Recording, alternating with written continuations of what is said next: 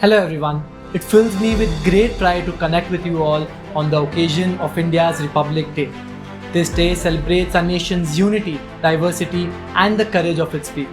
It reminds us of the sacrifices made by countless heroes who gave us the Constitution that protects our freedom, rights, and responsibilities.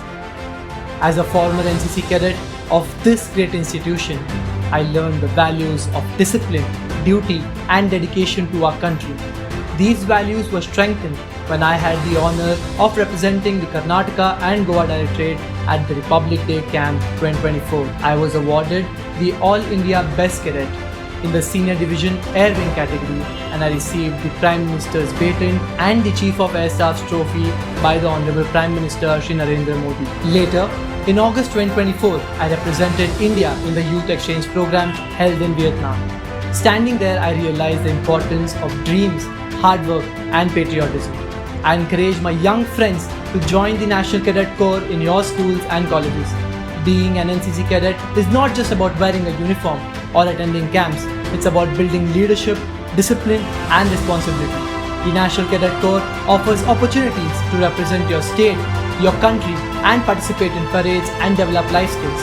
For those who feel a deep love for our nation, the National Cadet Corps can be a first step towards serving the country. A career in the armed forces is a life of honor and service. If you dream of protecting India's freedom, take this path with pride. Though challenging, it is rewarding and fulfilling. Republic Day is a special for every Indian. On January 26, 1950, India adopted its constitution, becoming a sovereign republic. This day also honors the Purna Swaraj Declaration of 1930, when India resolved to achieve complete independence.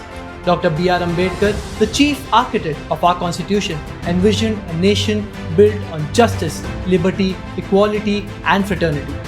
This vision continues to inspire us to work for a stronger and united India. We must also acknowledge the invaluable contributions of Reverend Father Jerome D'Souza, a Jesuit priest who worked closely with Dr. Ambedkar and his team in drafting the Constitution of India. Following the formation of the Constitution, the then Principal of St. Paul's, Reverend Father Aloysius Rego, invited Father Jerome to visit my alma mater, St. Paul's High School. During his visit, he addressed a packed audience in our iconic school hall, which included Polites, Josephites, and a few members of the local community.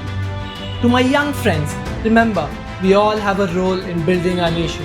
As Dr. APJ Abdul Kalam said, dream, dream, dream.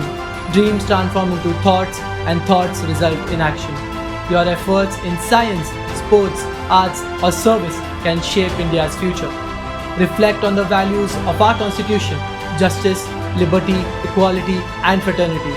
Treat everyone with respect, promote inclusivity, and stand for what is right.